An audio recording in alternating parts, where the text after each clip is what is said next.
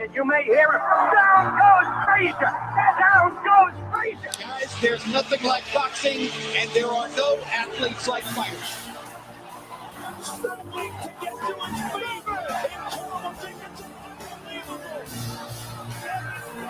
Takes another right. Burns in deep trouble again. Burns it down. Burns it down. You know, you pay him a price, I guess, but the next celebrity.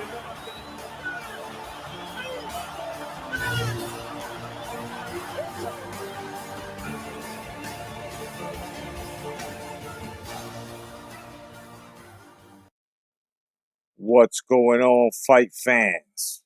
Welcome to Archives of Boxing. And I told you we will be back with a very, very special edition of Archives of Boxing, which is the second edition.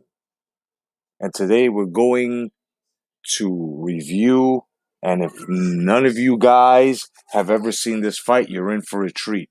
This is the fight, this is my go-to fight whenever I'm talking boxing and we're talking about a certified 160 middleweight going up against a certified 147 welterweight and moving up. And it's just a spectacular show. It's beautiful, 12 rounds for the IBF middleweight championship. And it would be Michael Nunn from Hollywood, California, 34-0 at the time with 23 KOs, was the IBF middleweight champion. And then, of course, we had Starling from Hartford, Connecticut, which was 45-5 with 27 KOs, who was the WBC welterweight champion.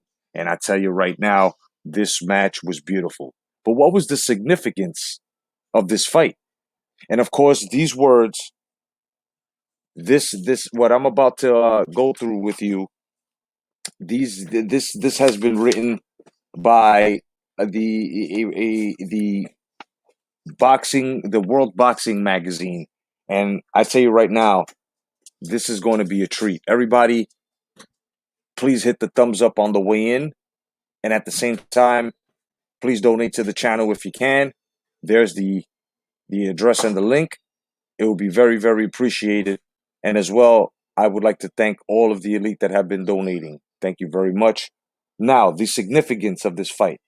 Now, the fact that Marlon Starling, the WBC welterweight champion, is climbing up, or was climbing up, in weight to challenge Michael Nunn, the IBF middleweight champion, is a mere sidebar to a much bigger story. The significance isn't so much that we're wondering what will happen on fight night, but the possibilities that the winner will create for himself. The man, with his hand raised at the end of the battle, will have put himself in a line for a mega buck showdown with Sugar Ray Leonard, Roberto Duran, or Thomas the Hitman Hearns. So ultimately, if this fight is about anything at all, it is about two world champions trying to gain respect and credibility as a worthy opponent for one of boxing's lingering legends. But there's one difference in the quest for respect, and that is Nunn once had it, and Starling, according to Starling anyway, hasn't. Nunn needs to regain that lost respect to secure a super fight, while Starling has been desperately seeking respect and a super fight for the majority of his 10-year boxing career. Nunn seemed destined to follow the path of Leonard, his idol, into boxing superstardom. He had stopped Olympic hero Frank Tate to earn the IBF belt with a sensational array of boxing skills. He followed that performance with a TKO over Juan Roland and a one-punch blowout over Sambu Kalombe. A publicized argument with Leonard at a nightclub further enhanced Nunn's appeal. It appeared that Sugar Ray was perhaps threatened by Nunn's success. But then Nunn, 34-0 with 23, faced a menacing challenge of Iran Barkley last summer. And the world saw another side of him, a less aggressive and less appealing middleweight champion. In facing a welterweight, Nunn will not completely reverse the damage Barkley did to his career. But in Starling, he has an opponent that is a legitimate world champion and a resourceful ring technician. I would like to thank everybody who's joining in. Peace to my man Khalil, the man of steel. No doubt, my man OG Boogie. And of course, the proud father. What's going on, my brothers and everybody? Please hit the like on the way in so the algorithms can start algorithming. But I thank each and every one of y'all for joining, and this is going to be great. Now, before we start this fight, of course, I've got to get into Marlon Starling's history here. Because, like I said, this is my go-to fight. And this go-to is always a lesson for people to understand that this is why us boxing heads know that in this era it's so easy for these young guys to climb up and fight another heavier champion. And sometimes the outcome is left to the judges. Sometimes the outcome is left to something that's to a point where we leave very, very unsatisfied, right? Right? But I have to tell you, I have to really tell you, this is going to be a treat. And for those that have already seen this fight, you already know what I'm talking about. Starling, 45-5 with 1 and 27 KOs, has long been one of boxing's most overlooked and underrated champions. Clearly the best welterweight in the world. He has posted victories over Mark Breland, Lloyd Hunnigan, and Simon Brown. But Starling's recent dominance in the 147-pound division has left him looking for new challenges and bigger paydays. Leonard and Nunn represent both. Starling had already lost one opportunity for a potentially big purse when he backed out of HBO's welterweight unification tournament in 1989 because of a shoulder injury. Whether it was indeed an injury or just his lack of interest in fighting Breland a third time, Starling's decision cost him. The welterweight unification tournament was designed by HBO with the sole purpose of matching the winner with Julio Cesar Chavez, the WBC super lightweight champion. That fight would have surely guaranteed both fighters a multi-million-dollar payday. Now, without any further ado, I would like to bring to you in its whole entirety,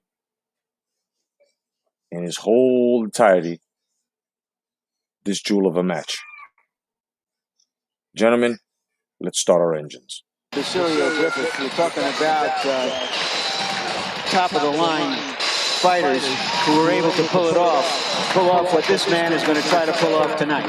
Marlon Starling, fighting for the first time in his life at a weight heavier than 149, enters the ring as anywhere from a 5-1 to perhaps 7-1 underdog.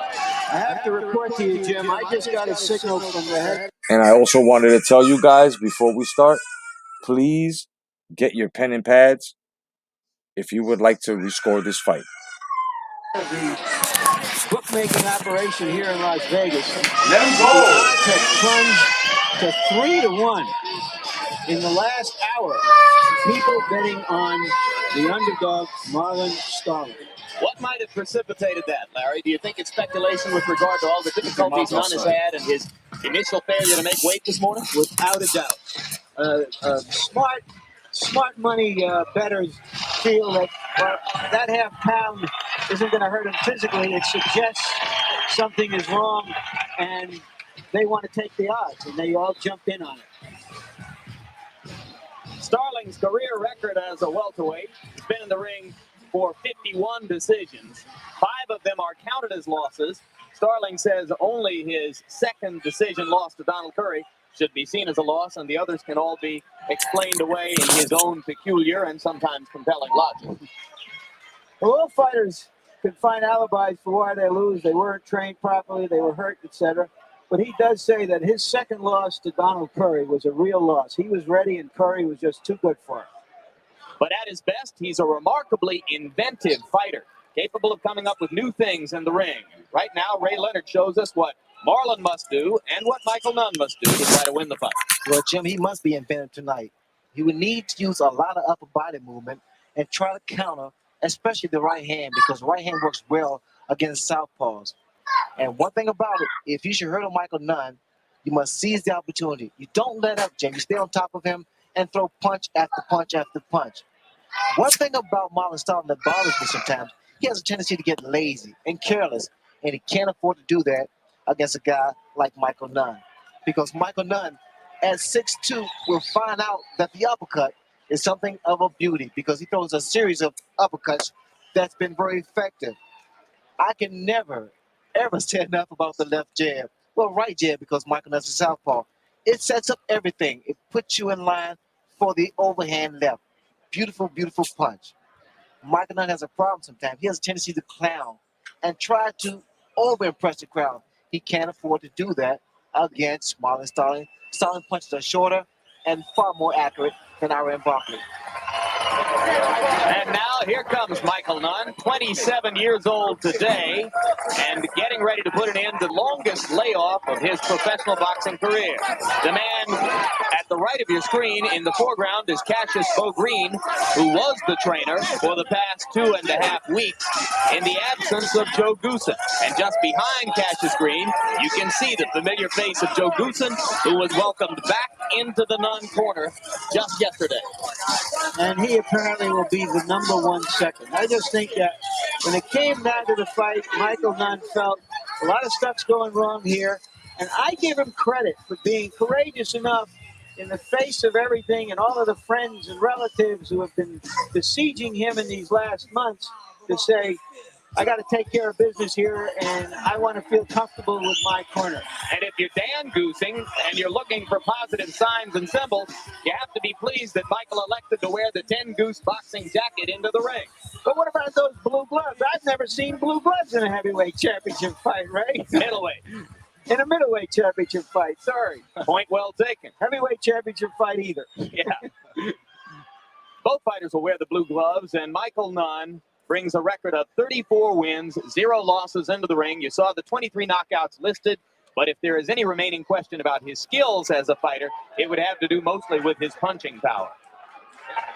And there's the tail of the tape, and you see all the advantages to Nunn: younger, taller, bigger, longer reach, and even despite the fact that that reach advantage is listed at only 3 inches there, Michael Nunn just presents the picture of a bigger, rangier fighter than you expect from most middleweights when he steps into the ring. Because he's a rangy guy, long arms, and very, very tall.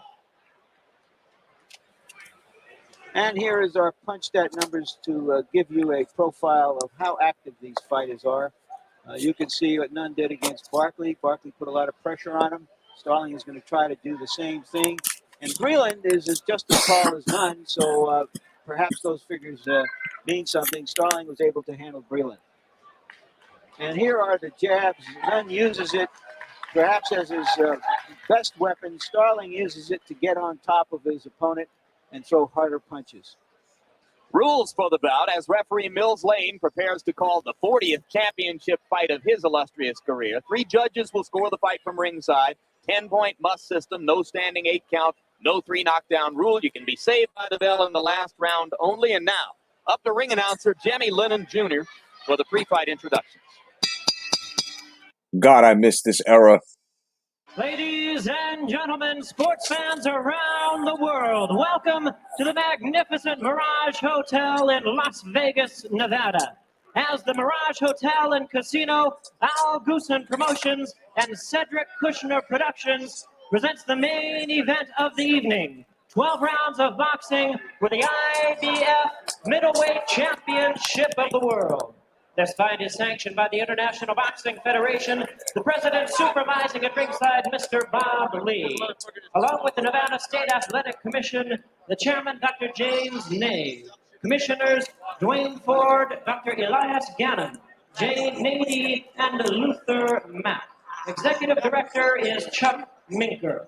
Presenting to you the officials as appointed, the chief ringside physician, Dr. Flip Pomansky, along with Dr. James Game.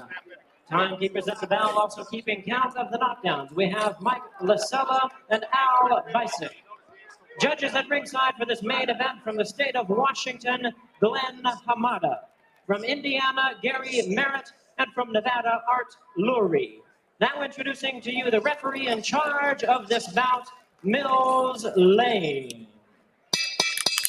All right, fans, here we go. This is it, the main event of the evening, 12 rounds of boxing, the IBF Middleweight Championship of the World.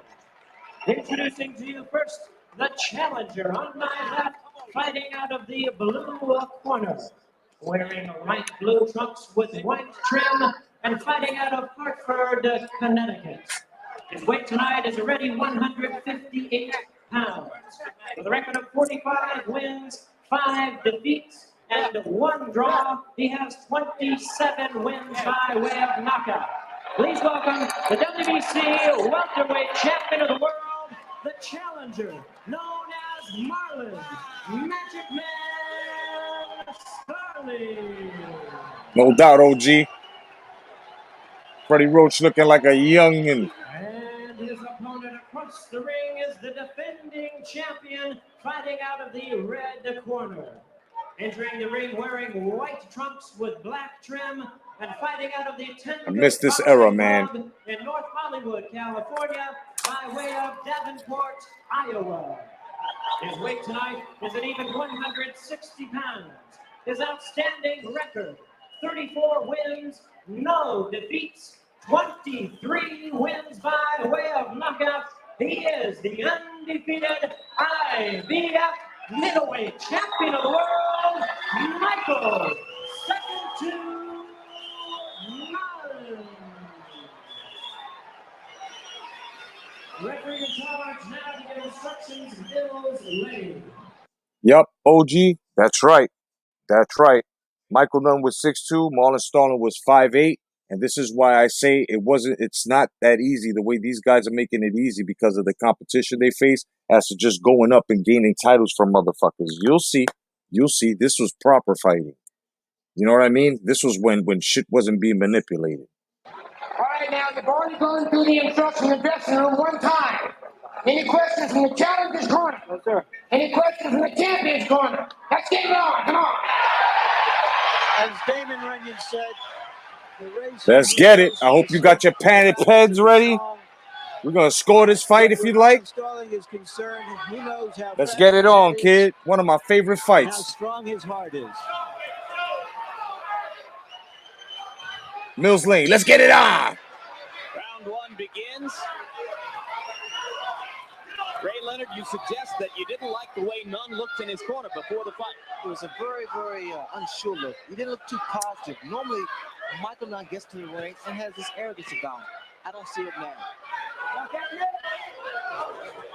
With Marlon Starling, because he's fighting a heavier weight, he didn't have to exert himself to make the 147-pound weight limit. He was able to train and relax too. This is vintage Starling. He's talking already. He pushed Nunn into a corner and tried to aggravate him. He's been doing it throughout this since they've been here. He's been trying to make Michael Nunn mad, so Mike, in fact, would try to fight his fight inside. And as Starling entered the arena today, he went by the trailer which served as Nunn's dressing room and banged on the door and started yelling, "Come on."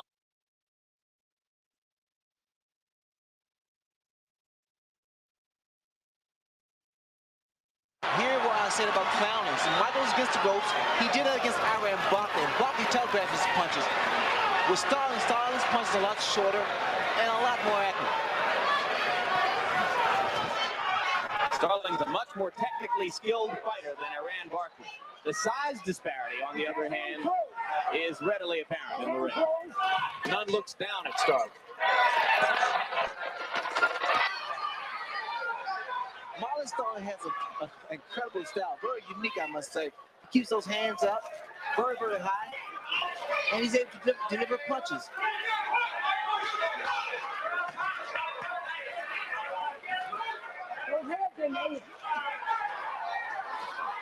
Those are the upper. Tony Boswell, no doubt, my brother. Thank you for showing up, brother. I hope everything's good. Hit me up soon, my brother. Love you. God bless you. No doubt, brother. Enjoy the fights. Cut. The Michael Nunn's floor. And those uppercuts could be powerfully important against the peekaboo defense. Well, they worked very well because I think also a punch like Tyson throws to the liver and then the uppercut because you have to disguise that punch.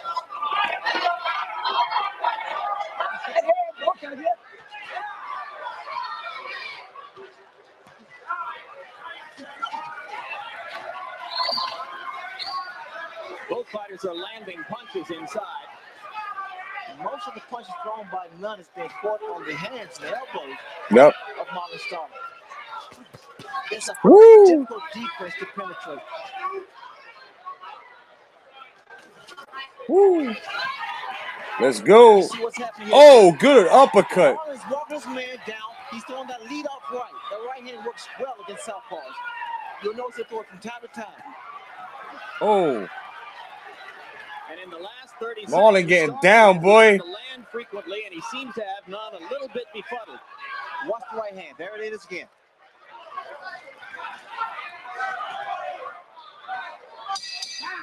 The most noticeable thing in that round. I tell you right now, man, Marlon Starling came into this fight wanting something, boy. And for a little man, he cracking. You know what I'm saying? He cracking. And Michael Nunn is just holding his posture, using his reach, staying on the outside. It's a beautiful thing, man. This is boxing. Look at Joe Goosen looking like fucking Homelander. Inside. Okay. You're going to stay on the inside. Keep dominating. Use the jab from the outside a little bit more, though. Okay. Hey, pretty much you're doing what you want to do with the guy. Just don't get lazy and don't let him get enough. The right hand's working for you, okay? Now just use those feints, okay? On more feints out there, it'll make the right hand work a little easier, okay? And the jab's working a little too. My man Andres, what's going on, brother? Big boys boxing in the house, no doubt. No doubt. He got it 1-0 Starling. Let's get it. Round two. In Starling's corner is Freddie Roche, a disciple of Eddie Futch, 30-year-old former featherweight. He was working with Futch at the time when Starling. OG also has it. 10-9. Starling. Services, but he said, Freddie's just fine. I'll keep him.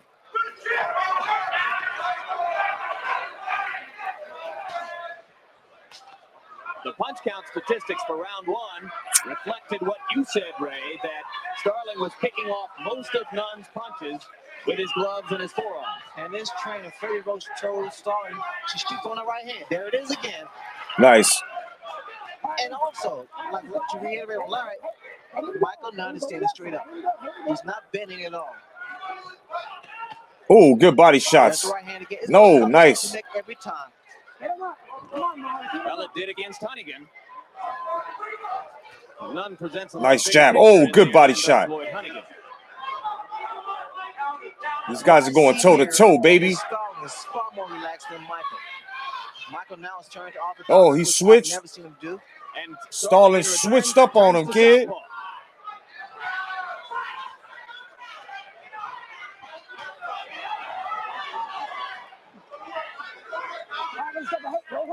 Nunn told me the other day that he would have a body attack. I've yet to see body attacks. There was one punch there. Oh, shit. Oh, yeah. And you heard Joe Goosen between rounds oh. To go to the body, but that's Nunn doing now. Turning it up. Wailing away using that reach. Oh, right hand, Jim. He's nice. Nunn's head back with the right hand. Little man getting to the head, baby. Oh, they bumped heads, no doubt. Look at the sportsmanship, guys. Beautiful. Oh, good prairie. Nunn keeping him busy.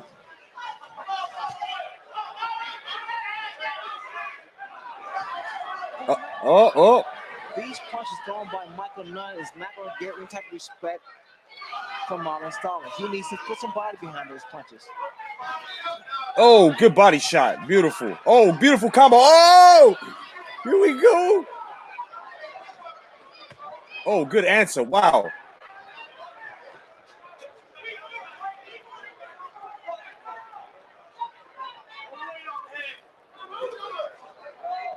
Watch the right hand again by Starling. He's trying to set him up. Oh, good body shot. Oh, this is Nunn's round. This Nunn round. Unless Nunn remembers to go to the body, he may get awfully arm weary, banging away against Starling's glove. Oh, beautiful. And again after the bell. That was a Michael Nunn round for me. No doubt, Tony, no doubt, man. Yo, anytime, my brother. You know what time it is, kid. He says, I can't tell you how long it's been since I've seen two aces like this, a fight. Michael was no joke, no doubt. My man, Bruce Goes. What's going on, Bruce? This has been brought to you by Bruce Goes. That's right. And, of course, World Boxing Magazine. No doubt, Tony. Yo, I'm glad. No doubt. I'm glad, bro. I'm here for you, brother. No doubt. Let's get it. Let's get it. Big Boy's got it 1-1. Andres got it 1-1. No doubt, gentlemen. Thank you for the participation. Let's get this shit on. This is a beautiful, beautiful throwback. No, let me keep it on here. On the inside, Mike, body and pivot around them. We can't play, baby. We can't play. Just do it. Step back to the ice. It appears that Nunn already has a slight swelling over his right eye. Very few tall, skinny fighters become dominant fighters. I can think of Tommy Hearns, Bob Foster, the old the heavyweight champion. And there's a question if he keeps fighting this kind of fight, whether he can take punishment for 12 rounds.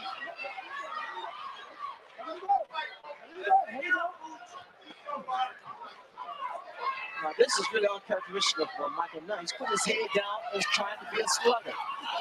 Watch the upcuts from Marlon Starling. Oh, combos coming in, baby. Nothing's happening here. Starling's blocking those shots. A couple shots got in.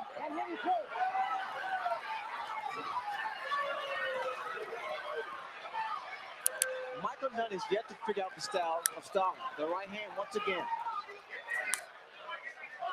When he throws the right hand, when Starling throws the right hand, he needs to come back with the left hook. Follow up with something. Come on. Oh, he played with him.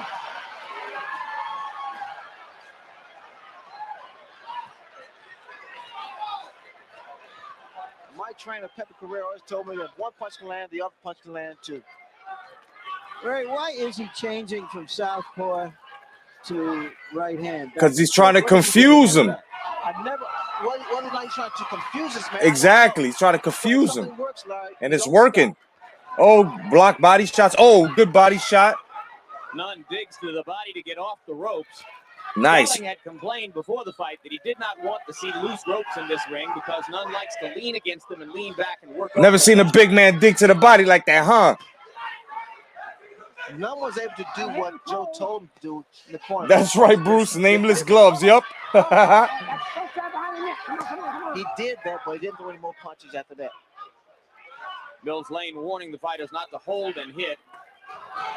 Nunn has a tendency to reach out with his right hand and hold the back of Starling's head.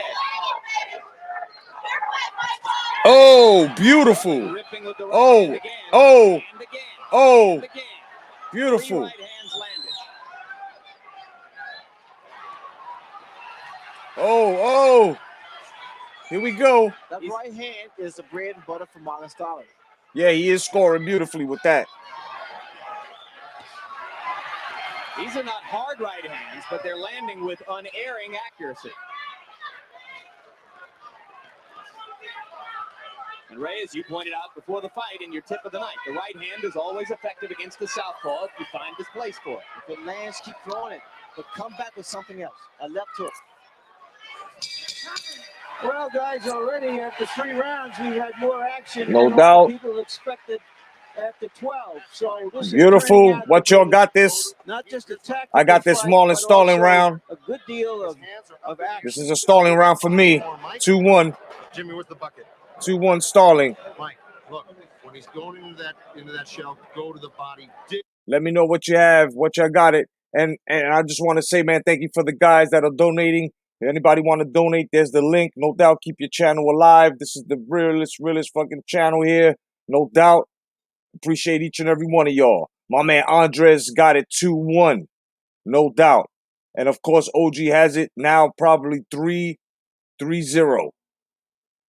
You know what I'm saying? He got it. Andres has it Nunn 2-1. Okay. All right. Let's get it. Through attrition. And indeed, both have chosen to indicate to the other that they can't be hurt under these circumstances. By punch count statistics against Iran Barkley in a fight in which people thought he didn't look all that great, Nunn landed more than 50% of his punches. He's landing about 20% of his offerings against Starling.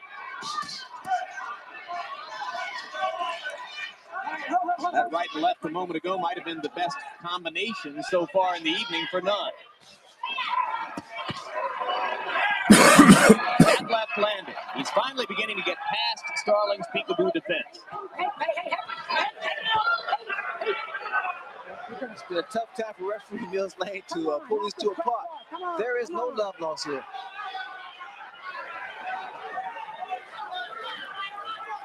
Digging. I can't believe Starling's not going to his body. Oh. Look at the body. Oh, beautiful work by Nunn.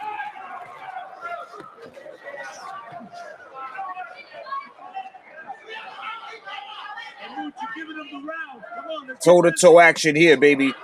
Lots of inside fighting, pocket fighting, phone booth fighting, baby. Starling's corner yelling for him to throw punches. They say he's giving Nunn the round.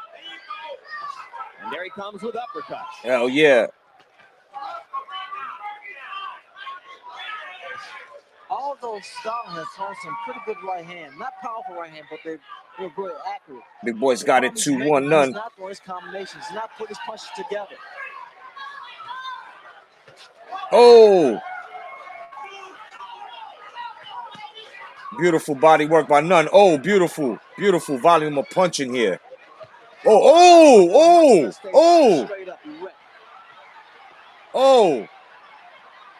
At 105. Dominating the action of this round. Now you see Starling. Beautiful, bro. I love this fucking fight. Tony adds a 2-1. You see how many lanes? Nunn. Oh, beautiful fucking right. Straight right. Come on, here we go.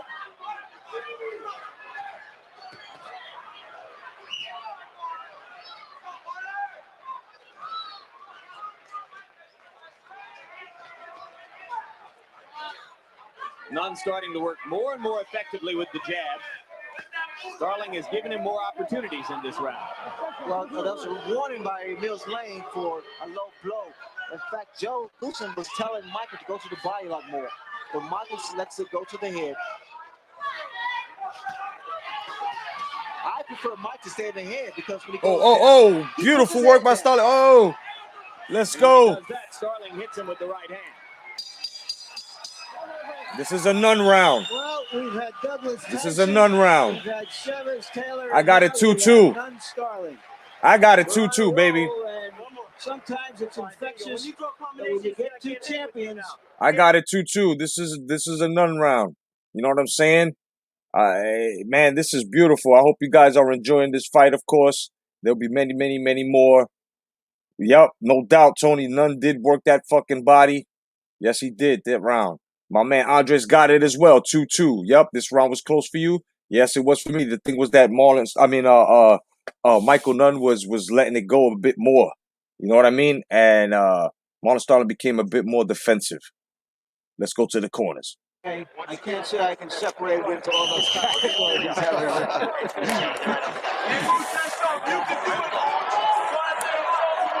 Well, if Michael Nunn can keep doing what he's doing, that is to say, if his conditioning holds up, which has been questioned, then he's found a formula to dominate this fight.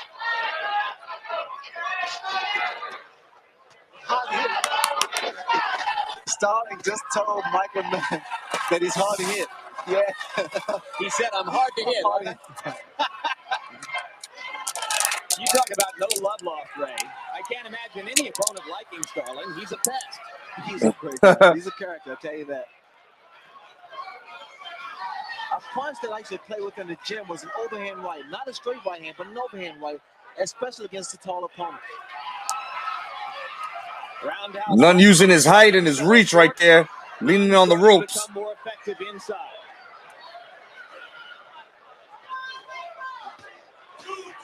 That jab, though.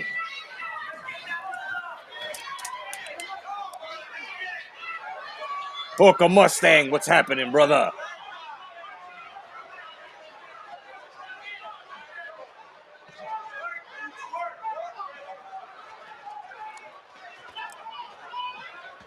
I can't believe Michael Nunn is fighting this way.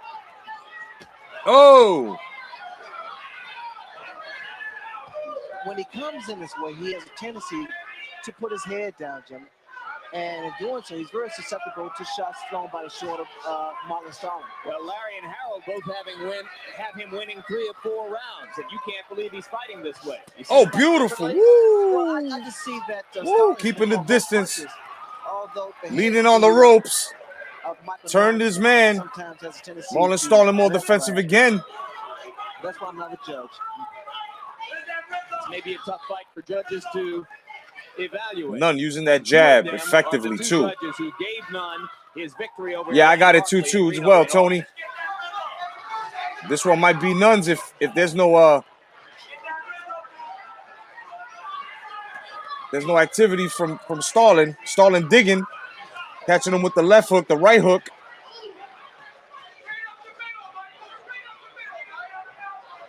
Straight up the middle, Mike. Starling seems to be slowing down. He needs to stay a lot busier. Beautiful body shot, nice left. Oh, beautiful. Straight right. First minute of this round, Starling was busy and Nunn slowed down. But now in the ensuing 2 minutes. Yep, Tony, the tie-up. That's scientific right there. Oh!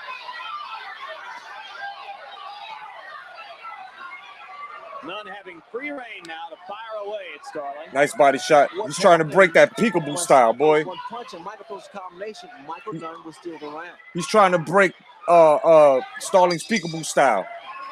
All right. Round for Curry.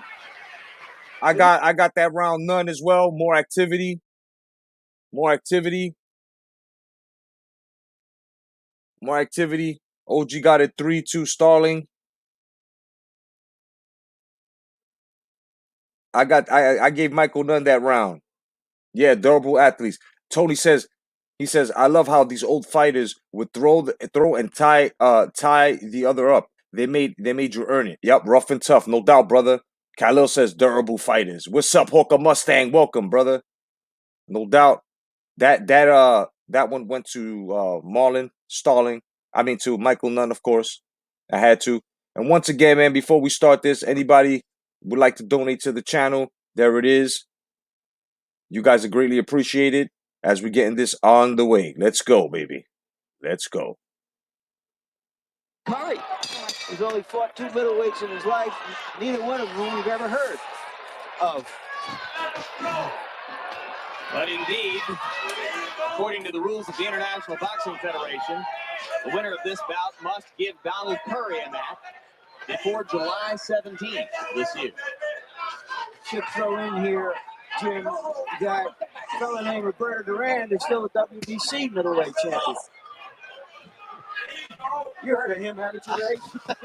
The name does ring a bell, Larry. And Starling's people have indicated that if they can get by this one and Starling can take the middleweight title, he would like to fight Duran. Michael Nunn's going to find that throwing 2 jabs will open something up. There will be an opening after 2 jabs. Work your legs. Work your legs. Get that rhythm. There you go. Get that rhythm. There you go. Freeze them. Nunn switched to conventional for a while, now goes back to the southpaw stance. So he goes from throwing left jabs, which he landed the 2 in a row that you were looking for. Oh, beautiful fucking left. Oh, Mike. And this is when my man Michael Nunn fighting on the back foot. Starling. The peekaboo style, baby.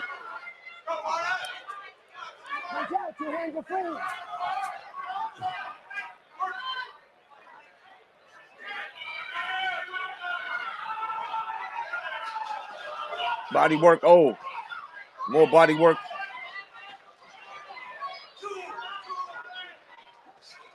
It's impressive to see a big man just slide up in the middle of little man's chest like that, isn't it? A lot more tentative than he was in the first few rounds, Ray.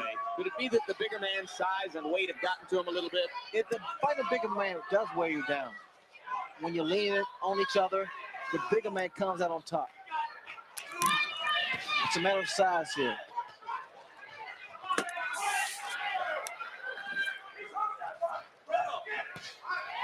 Now Michael Nunn's going to the body. Beautiful. Oh, beautiful uppercuts missing. The action here. Starling for the beautiful body shot. Woo! Oh. Very good trick there, stepping on the foot of the taller opponent. Often happens when a conventional fighter faces a southpaw. Starling's still looking fresh, baby. What Starling's doing, he's actually giving away this round. Yes, he is. This is definitely a Nunn round. He's giving away a couple rounds. He certainly hasn't oh, shown beautiful. any indication of trying to win this one. And for a man who's been out of the ring 242 days, Nunn now showing little if any sign of ring rust. Beautiful, beautiful round for Michael Nunn. More active, more body work. And I also saw Starling becoming a bit more defensive. I mean, he did, throw a couple because he had to keep them off him. But he's breathing out his mouth right now, as you can tell, man. Thank you, everybody, man, for joining. Of course, Archives of Boxing. This is one of the newest programs here on the Boxing and Jedi's Temple. Your casa, your home. You know what I mean? There goes scrolling on the bottom, the elites that have actually donated. You guys are wonderful. And everyone else who wants to, in the future, basically donate to the channel. There it is scrolling on the bottom of the screen. And here we go with the next round. The next round coming up. And here we go, guys. Right now. You have the impression Starling never listens to anything in his corner? Well, he's his own manager, isn't he? There you go. He doesn't have to if he doesn't want to. But he really needs to be busy here. He needs to throw more punches, get a lot more serious.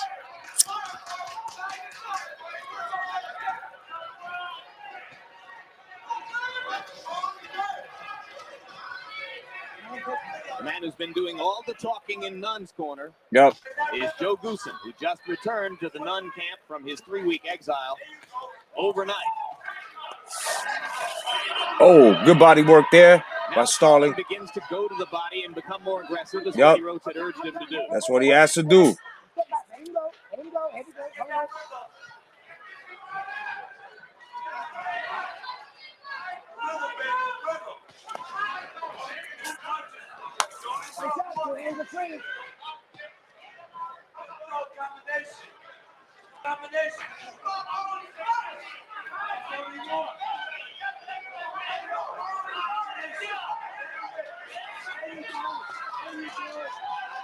Good body work. Starling seems a bit gassed.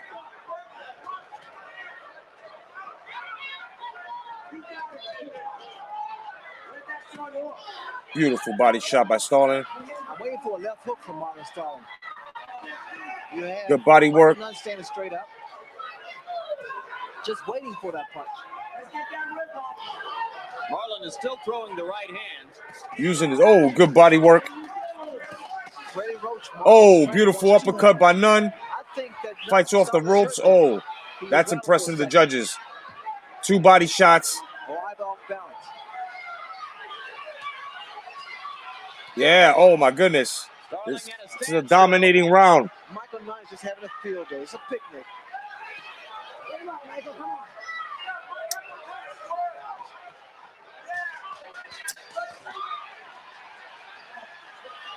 You see what happens, Jim, when Marlon throws combinations? He's a lot more effective. But one punch is not going to get it with the guy with the foot and hand speed of Michael Nunn.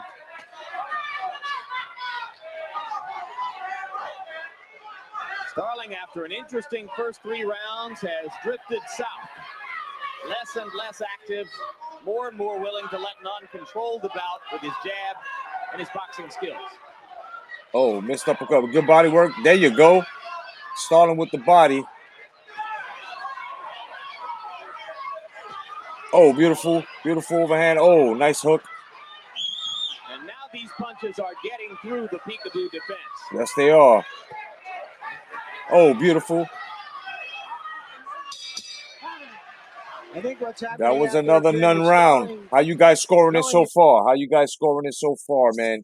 Welcome to the Archives of Boxing.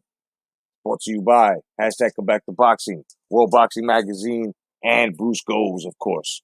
And this is a throwback, and we're scoring it, we're rewatching it, we're enjoying it, we're indulging, and basically Letterman scorecard. Rest in peace, Letterman. He has Nunn up 6-9, 69-64. This is a very good fight. My man Andres has Nunn 5-2. He stole it in the last minute. He got it on Nunn, no doubt. That's respectable. That's definitely respectable. I see this more as a fight not between a heavier man and a less heavy man, but between a tall, skinny guy and a short, compact guy. The tall, skinny guy's winning. And it isn't a question of his strength either. It's his youth, his quickness, and his reach. And we'll see now if Starling opens up.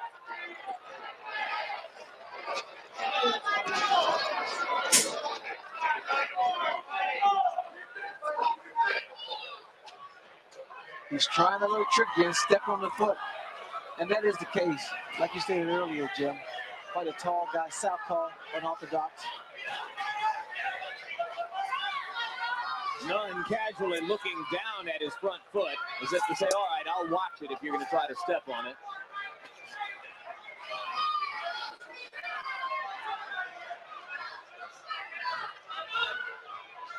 It's an old story in boxing to see the smaller, quicker man against the bigger, heavier puncher.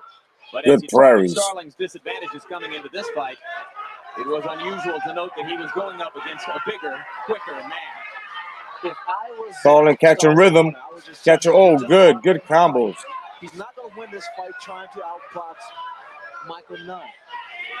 Nunn has too many advantages with the height, being southpaw, being quick, and being younger. Why is Michael Nunn, after being so successful standing toe-to-toe, suddenly started to dance around the ring? Well, I think it's safer from his standpoint because, again, the style of Marlon Starling coming with his head. He does throw more punches right now inside, but he also has a chance to set his man up on the outside. But it is when Nunn goes into retreat and begins to dance around the ring like that his marketability comes into question. The Barkley fight proved one thing. It proved that he won't satisfy the public simply by winning fights. Well, again, if he's just trying to beautiful. satisfy the public and not stick to the right formula, it could be fatal. Oh, my goodness. So you're saying it ought to be enough for him to win fights? Exactly, Jim. When you do what he's got to do thus far. I mean, Michael Nunn does not have the body to be a puncher, inside puncher. Oh, 30 shots, boy. I think once he wears his opponent down, then it's safe to go inside, but not at an early stage.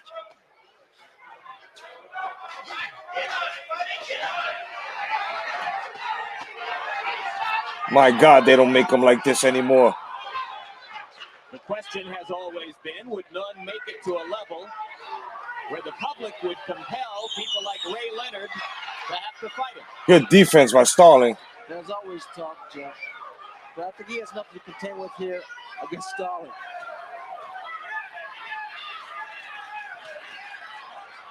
Oh, left, right. Landed a right cross inside. Now Nunn comes back with a fury of his own.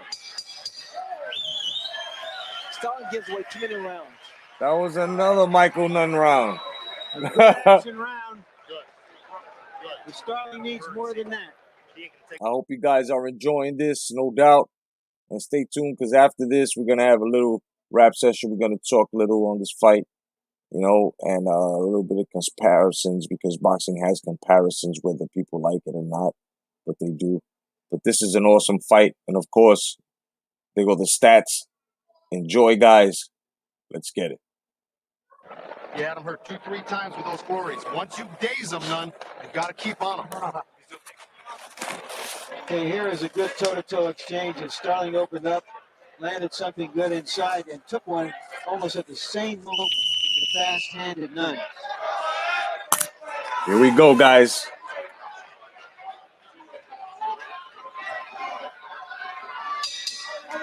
Round number 9. So it becomes another display of Nunn's multiple skills. Good body shot. And Starling has to climb out of a hole.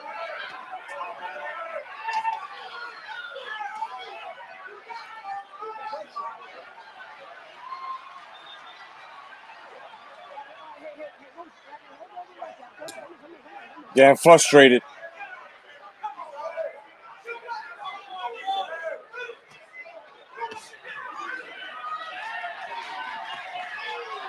Oh, Starling now firing. Doing his infamous clowning. And you said before the fight that he shouldn't clown. Because you're always at risk when you clown like this, especially when a fighter is capable of throwing a big punch. Wins him no points from the judges. Look what he's doing here. Wins him Oh no my love goodness. and appreciation Starling from is the just, fans. what's going on? And the booing begins.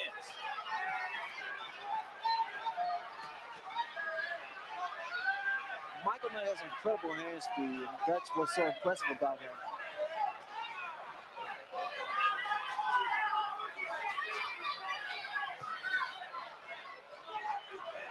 And you notice, Joe, every time that Michael has a tendency to showboat or either box, he gets really Oh, good. beautiful.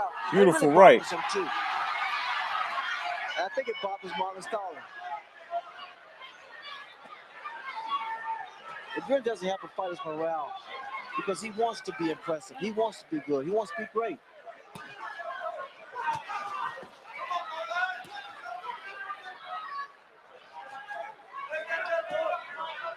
Well, what fight fans want from Nunn is both fair and unfair. Most of all, they want him to go about his business without self-glorification and without the clowning. That's fair. They also want him to produce knockouts, and that, to a certain degree, may be unfair. Exactly, I would agree with that, Jim. I mean, Michael Nunn is not your one-punch knockout. Michael Nunn is a boxer.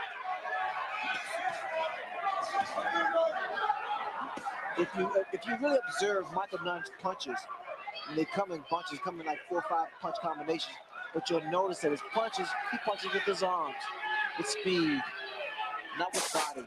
And the booing begins again. He excited the boxing public in the weeks following his one-round, one-punch knockout of Sumbu Kalambay. All of that excitement dissipated in the 12-round decision over Barkley. That fight there with Kalambay, because Kalambay was such a highly recognized fighter and champion, it was like a sin for him to have knocked out Kalambay with one punch. Because now he has to live up to the expectations. I thought Starling won that round. That round could have went either way. What do you guys have it? That round could have went either fucking way. But it was pretty good, though. It was awesome. It was beautiful.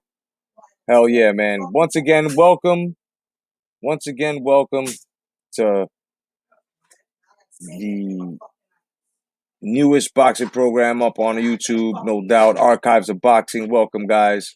I really appreciate you guys coming through, man. You guys are awesome. If you want to donate to the channel, there, right there, scrolling on the bottom is the link. You're more than welcome to do it. If not, don't even sweat it. But I hope you guys are enjoying this, man. Let's get back to this fight, no doubt. Middle on them. When you're inside, you got to hit the liver, you got to hit the body, but you got to get in there with the jab, left hand. Okay? Then you'll come in the headshots, okay? So,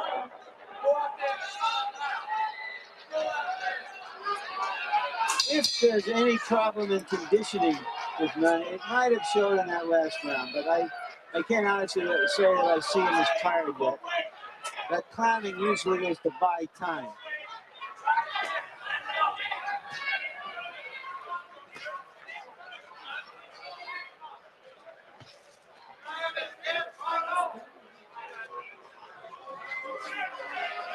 And the booing begins again.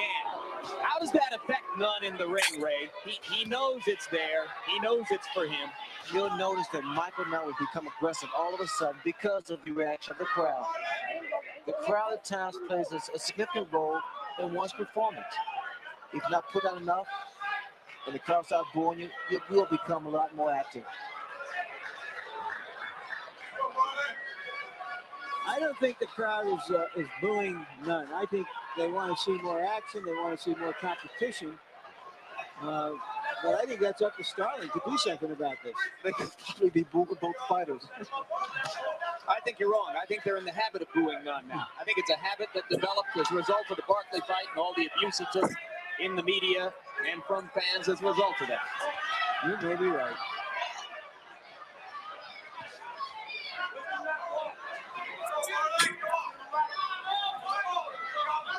If Marlon Starling can ever throw an overhand right, a Ken Norton right hand, it's now or never. That jab, bro.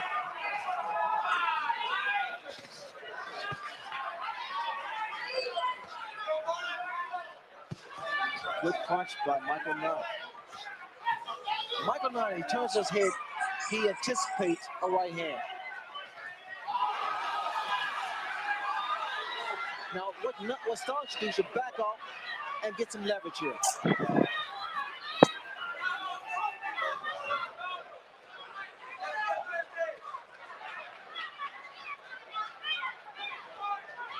Marlon Starling trying to reach.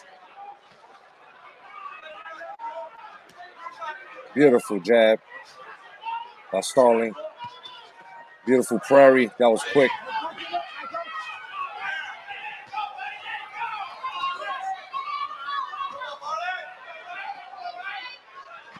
Good shot. Those are the kind of shots that slows a big man down. Those shots to the body. Drill those shots to the midsection. It may be a little late, though, for Starling to be working to the body and trying No to doubt, slow big Nunn boys. down. No doubt. That might have been a better idea back in rounds 3 and 4. Solid left hand from Well Starling. said, brother. He's landed enough with the right hand to show that he probably can't hurt Nunn. But also, Jim, that must be fair. It's tough to look good against Marlon Starling, too. Yet another good round for Nunn. That was very, very well. He used that jab, man, equalizer, and the measuring stick kept him back at bay. And then it's very impressive to me how a big man like that at 6'2" could just go down and bury his fucking head in the little man's chest. I mean, had it been someone else, it would have been different, but I'm just saying. Journeyman Jeff Franklin, and Franklin was able to score a technical knockout, stopping Ruelas' unbeaten streak because of an elbow injury that Ruelas developed in the middle of a fight he was thoroughly dominating. Watch this slow motion.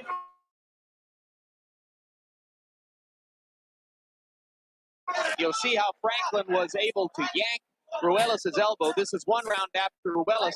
Oh, yeah, I remember that. That was dirty. He hyperextended his fucking elbow, that bastard. On the verge of a knockout. Now he has a loss on his record. He has gone to the hospital, and the diagnosis is not yet forthcoming, though the people in the Goosen camp believe it is at least a dislocation and perhaps even a fracture. One of the most sensational-looking young fighters I've seen in a long time. He has a hurdle to clear now, and it will make him a better fighter down the road if he does.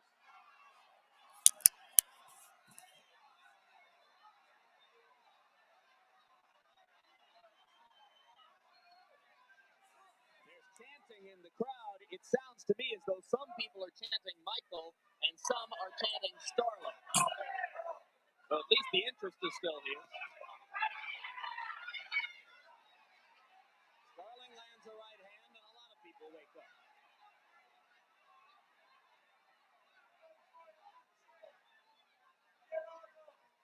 Marlon Starling needs to get going now. He needs to throw more punches here. This is when you reach down, Jim. This is when you bring up that special magical resource.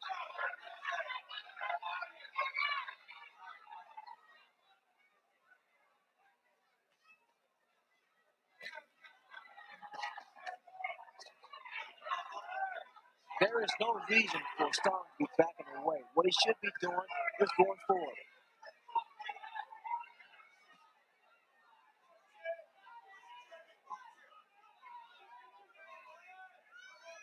There's such a significant difference in the size of Starling and Michael Nunn. Because Michael Nunn carries away a lot better and much more of a full-fledged middleweight than Marlon Starling. Here he's just measuring Starling and taking pop shots, just picking his shots. Nunn's great hands and feet, giving him a chance to dominate yet another round. Starling is getting lazy, just laying back, relying on one punch, where we see Michael Nunn just putting his hands together, punch after punch. Starling has landed 3 left hands right on the kisser, but they don't bother Nunn, who is standing in to try to deliver more punishment.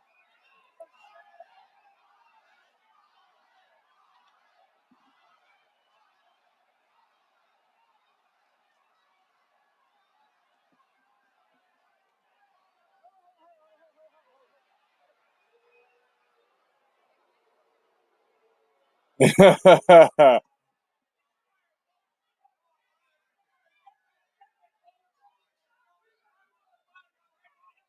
come toward the end of the 11th round of a 12-round championship fight. Neither fighter seemingly in danger of leaving the ring anytime soon.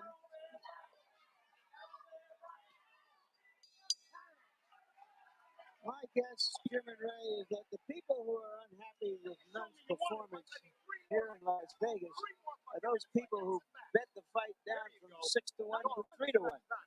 They bet on Starling because I think Michael Nunn looks pretty good right here. Sit back, put it back and take a couple deep breaths now. Okay. Now, Moochie, we punch when he punches, you punch with them, okay? These two outside, you go right down the middle, 1-2, 1-2, okay? Fire him straight in the heart now. As you can this round, put hooks after uppercuts after left hands. When you stun them, stay up. You look good at 1-2. Get up now, Moochie. Straight punches, okay? Listen, I'm saying the jab over here right first thing, okay? All right, watch that. Bing, hard, Moochie, okay? Pick it up now. Harold going into this Championship round. Here it goes. Last round, everybody. Let's get it. No doubt. Let's go. Starling had hoped for a future path out of the welterweight division. He doesn't much want to fight WBA welterweight champ Mark Breland for a 3rd time. Also, no one wants to fight Simon Brown. Another one of the welterweight champs. Simon Brown has a problem. Everyone avoids him. He's too good. He's that good. And also, right now, Starling needs to be good.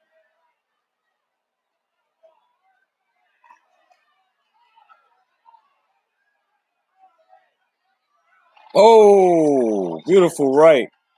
Nice right by Starling. That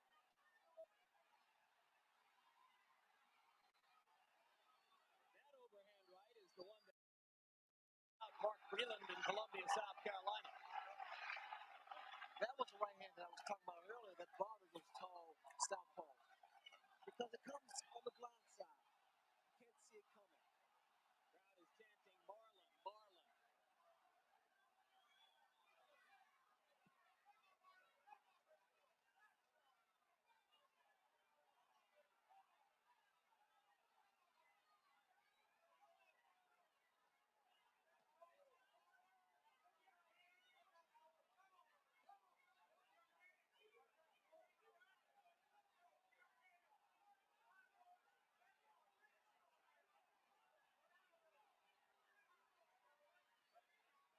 When Moochie comes in, he needs to throw something. All he's doing is work his way in. He's not throwing anything.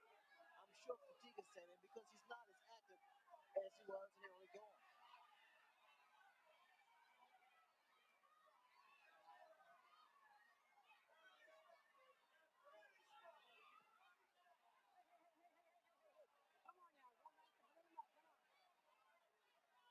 Mills Lane still in the bout. Cautioning Nunn against low blows with a minute to go.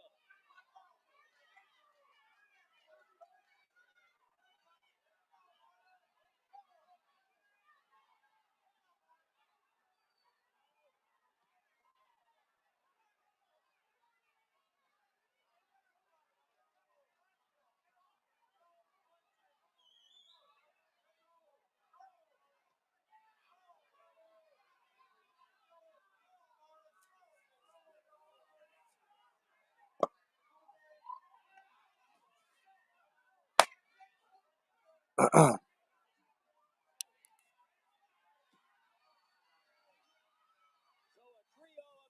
we go.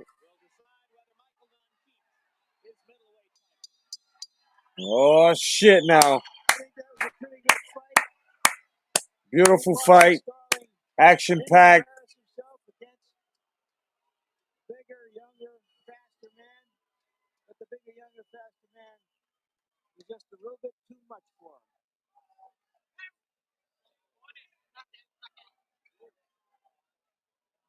Beautiful fight.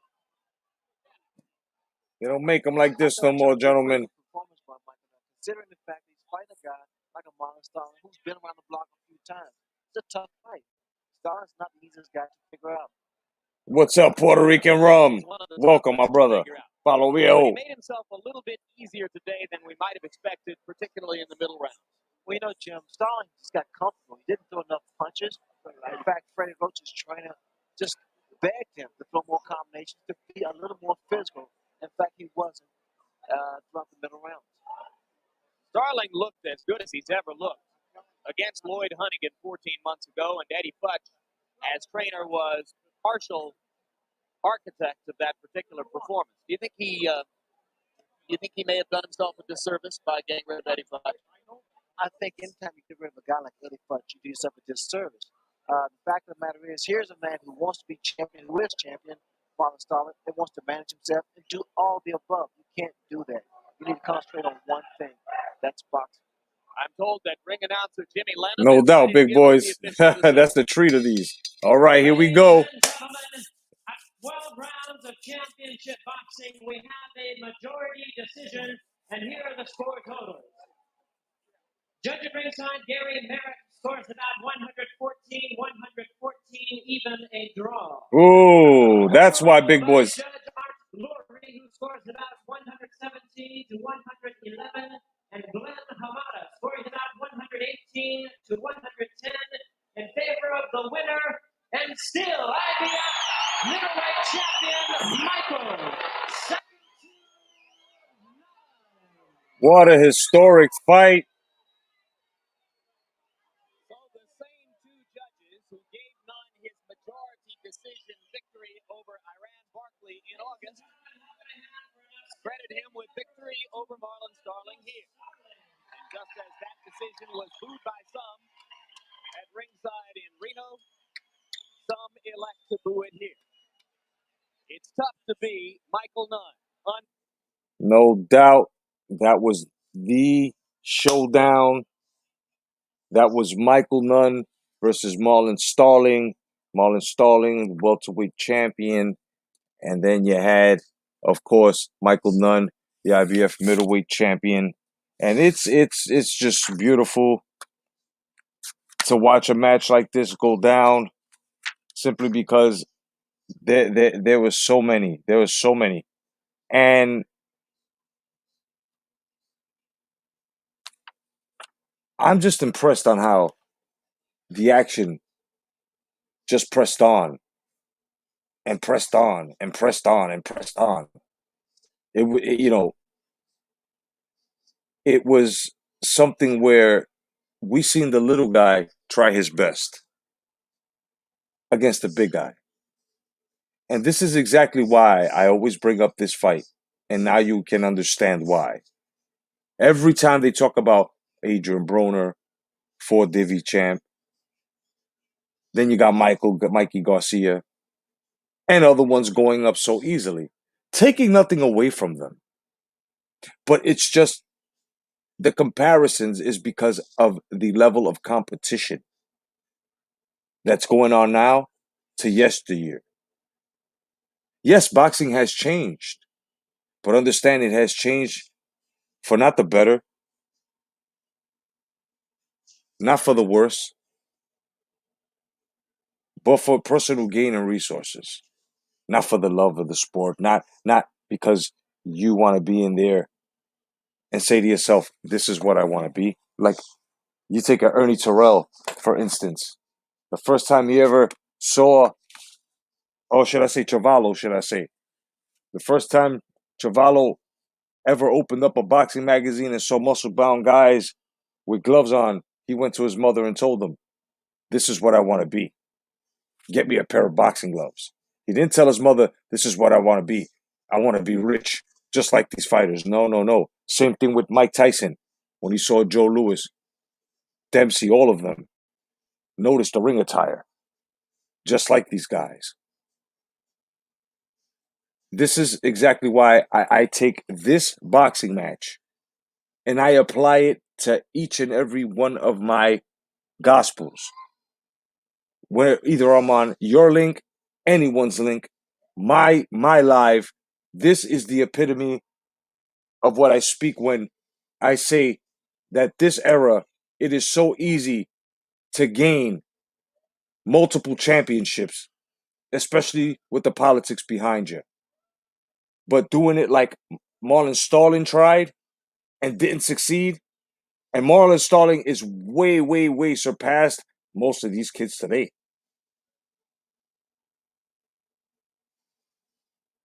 Now, some of y'all are going to say, then why did he turn down fighting Mark Breland for the third time? Because he didn't want to fight Mark Breland for the third time. He needed something better, and he thought by skipping Mark Breland, and that was his mistake, by skipping Mark Breland, he was actually going to get, but no, he had to show and prove. Sometimes you might have to fight a motherfucker 3 times. This is known in boxing. So, before I end this, I just want to let you guys know that this show, expect this show to be long and running. Expect it on a Monday, like today, and expect it on a Friday. And I'm just going to let you guys know that on Friday, the third installment of Archives of Boxing, we will be taking a look at 1989, the year of the unexpected. We will also be taking a look at boxing's 90s year-end special, which is basically a look ahead into 1990. And we'll be getting into the heavyweight, cruiserweight, lightweight, middleweight, lightweight, junior welterweight, welterweight, junior middleweight, junior lightweight, flyweight, bantamweight, junior featherweight, and featherweight, so on and so forth.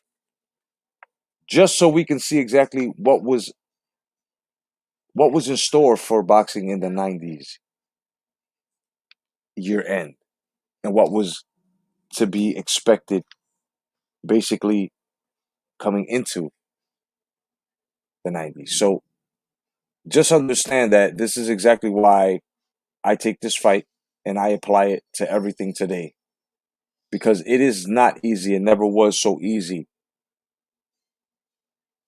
And I know most people will love to say, as usual, "Oh, but Jedi, it's not their fault that these guys..." Listen, then if that's what you're going to apply to your fucking bullshit, then allow me to retort and just knock that whole shit down. Because I've been saying this as of late. The same responsibilities that these contenders back then took in order to become the talked about contenders of today, these guys should have been doing the same. The same way the champions took the responsibility, like Ali, to be the first 3 lineal champion. There are so many others that have set records that these guys aren't breaking, and they think that just knocking some bullshit motherfucker out, filling out seats, and having a couple of concert singers, that's the way to do it. No, it's not. Boxing has always consisted of work ethic within that ring, and you had to work. You had to work building up to your fight, hard too. And you also had to work when it was fight time.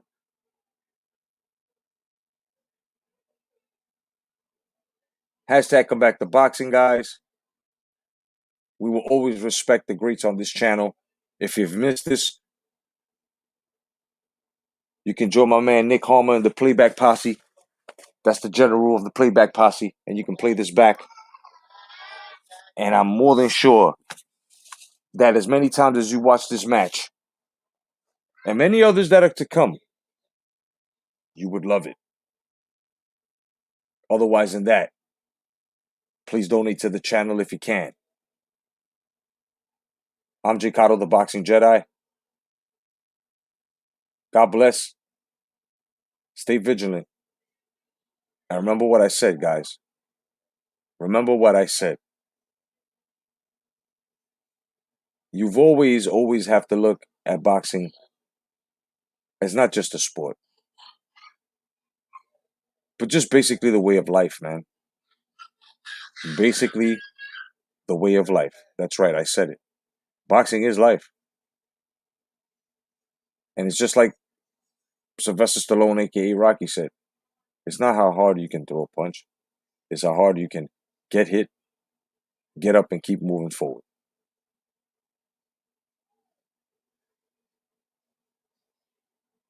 That's exactly what he said. And I just want to let you guys know that whether you're new in boxing, as to watching boxing, or not, just remember, always respect the greats, because they are foundation. God bless, stay vigilant. Peace.